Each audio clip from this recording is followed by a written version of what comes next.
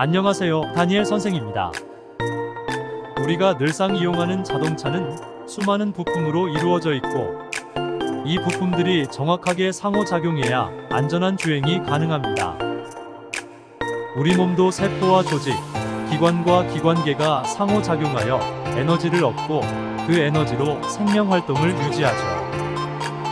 자동차 부품 가운데 에너지를 생성하는 데 관여하는 것은 무엇일까요? 자동차가 움직일 수 있도록 에너지를 만드는 곳은 엔진입니다. 우리 몸도 세포와 조직, 기관과 기관계가 상호작용하여 에너지를 얻고 그 에너지로 생명활동을 유지하죠. 지난 시간 세포의 물질 대사와 에너지에 대해 학습했습니다. 오늘은 사람의 기관계와 에너지 대사에 대해 알아보려고 합니다. 이번 단원을 통해 세포에 영양소와 산소가 공급되는 과정을 설명할 수 있고, 세포호흡결과 발생한 노폐물의 배설 과정을 호흡, 순환 과정과 관련하여 설명할 수 있을 것입니다. 소화계, 순환계, 호흡계, 배설계, 조직세포 등의 유기적 관계에 대해 이해하는 것이 중요합니다. 이러한 영양소의 운반과 배출의 중심에는 순환계가 있습니다. 자, 그럼 이야기 속으로 들어가 볼까요? 사람의 기관계와 에너지 대사. 생명체는 외부로부터 물질을 받아들여 체내에서 일련의 화학 반응을 거쳐 새로운 형태의 에너지를 생성합니다. 생명체의 에너지인 ATP가 바로 그것입니다. 여러분, 3대 영양소에 대해 기억하시나요? 영양소와 에너지원, 탄수화물, 단백질, 지방, 이들 3대 영양소는 우리 몸에 에너지를 제공하여 생명활동을 할 수 있도록 합니다. 우리가 섭취한 음식물에는 에너지원으로 이용할 수 있는 탄수화물, 단백질, 지방이 포함되어 있습니다. 세포가 이들 영양소로부터 에너지를 얻으려면 영양소를 세포가 흡수할 수 있는 크기로 작게 분해해야 합니다. 우리 몸에서 음식물 속에 영양소를 분해하여 흡수하는 일은 소화계가 담당하죠.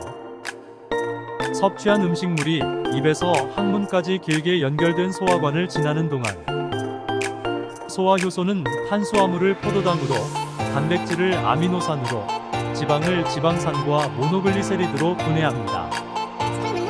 이렇게 분해된 작은 영양소는 소장의 융털에서 모세혈관과 암죽관으로 흡수되고 순환계를 통하여 심장으로 운반된 다음 온몸의 조직 세포로 공급됩니다. 공급된 영양소는 에너지를 얻기 위한 세포 호흡에 쓰이거나 세포에 필요한 물질을 만드는 데 이용됩니다. 중학교에서 배운 내용인데 기억나나요? 산소 획득과 이산화탄소 배출. 세포는 산소를 이용하여 영양소를 분해해서 에너지를 생성합니다. 세포에 영양소를 계속 공급해 주어도 산소가 없으면 세포는 에너지를 효율적으로 만들지 못하죠. 세포 호흡에 필요한 산소는 호흡계를 통해 몸속으로 들어옵니다. 호흡계는 공기 중에 산소를 몸속으로 운반하고 몸속의 이산화탄소를 몸 밖으로 배출하는 코, 기관, 기관지, 폐와 같은 기관들로 이루어져 있습니다.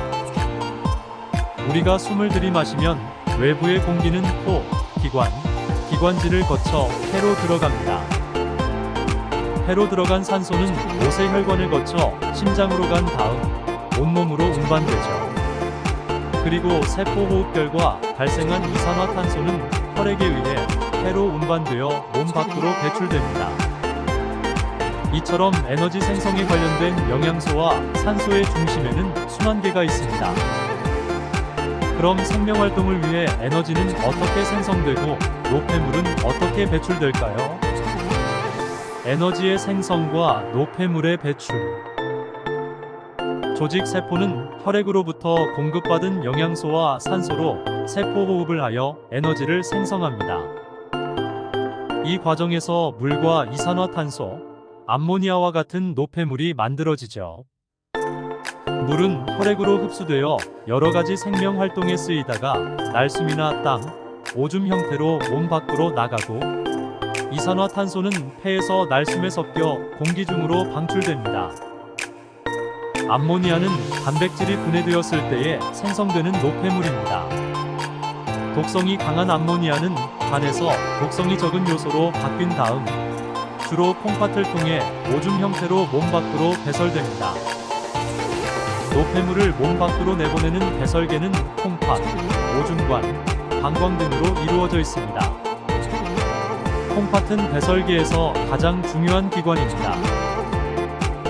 세포의 대사작용으로 발생한 노폐물을 혈액에서 깨끗하게 걸러내는 역할을 하죠. 단백질이 에너지원으로 이용되었을 때 탄수화물, 지방과 달리 생성되는 노폐물은 무엇인가요? 뇌의 암모니아입니다. 단백질을 구성하는 주요 원소에는 탄수화물이나 지방과 달리 질소가 있습니다. 질소는 세포호흡 과정에서 암모니아로 전환됩니다. 탄수화물이 에너지원으로 이용되었을 때 생성되는 노폐물은 무엇일까요? 이산화탄소와 물입니다. 자, 이제 각 기관계 사이의 물질의 이동에 대해 알아보도록 하겠습니다. 기관계의 상호작용. 소화계에서 소화되고 흡수된 영양소와 호흡계에서 흡수된 산소는 순환계가 온몸의 세포로 운반합니다.